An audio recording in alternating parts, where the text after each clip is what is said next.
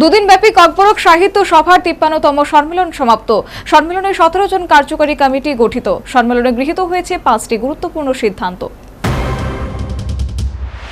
১৯৭২ সালে পথ চলা শুরু করে ককবরক সাহিত্য সভা নামের সংস্থাটি। এরপর প্রতি বছরই ককবরক সাহিত্য সভা সম্মেলন অনুষ্ঠিত হচ্ছে।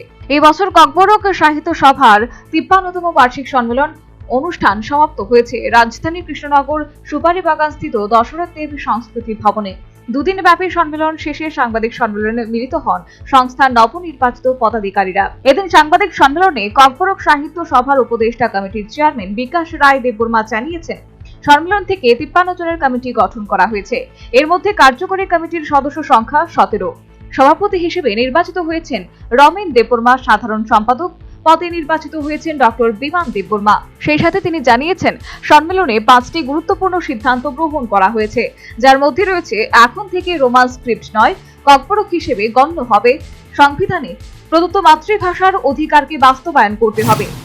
যে লিপিটাকে এতদিন রোমান স্ক্রিপ্ট বা রোমান লিপি বলা হতো, সাধারণে যেটা পরিচিত ছিল রোমান লিপি হিসেবে, আমরা সেই রোমান লিপির কয়েকটা অক্ষর কিছু পরিবর্তিত বা মডিফাই করে নিয়েছি আমাদের প্রয়োজন অনুযায়ী, এবং আজকে থেকে সেটাকে আমরা আর রোমান লিপি বলে পরিচয় দেব না। উই আর ডিক্লেয়ারিং, ককবরক সাহিত্য সভা is declaring that script as Kokborok script. বছর হয়ে গেল ত্রিপুরাতে এখনও যে মাইনর ল্যাঙ্গুয়েজেস আছে ককবরক সহ, সেখানে মাতৃভাষায় শিক্ষা দেওয়ার ব্যবস্থা এখনও করা হয়নি। আমরা স্টেট গভর্নমেন্টের কাছে, রাজ্য সরকারের কাছে দাবি জানাচ্ছি যে এই বছর থেকেই সেটা চালু। সে সাথে প্রথম শ্রেণী থেকে দ্বাদশ শ্রেণী পর্যন্ত রাজ্যের সরকারি বেসরকারি সমস্ত স্কুলে ককবরক আবশ্যিক ভাষা হিসেবে চালু করতে হবে। রাজ্যে ককবরক একাডেমি স্থাপন ইত্যাদি।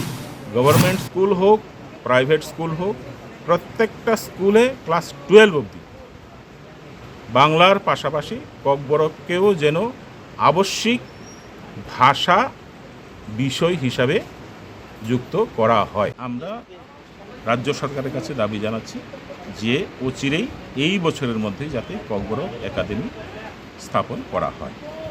আগামী বছর থেকে যতগুলা স্কুল পাঠ্য বই ছাপানো হবে, সেটা যেন বাংলা হরফের পাশাপাশি সেই বইগুলো যাতে ককবরক হরফেও ছাপানো হয়। প্রসঙ্গত উল্লেখ্য, ১৯৭২ খ্রিস্টাব্দে ত্রিপুরা ককবরক ভাষার লিখিত রূপে উত্তরণ বইটি বাজারে প্রকাশ করে।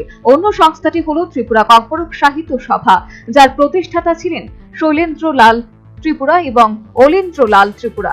এই প্রতিষ্ঠান ত্রিপুরী দর্শনের উপর ১৯৬৭ সালে ত্রিপুরার সমহিতা গ্রন্থটি প্রকাশ করে। Bureau report, news vanguard.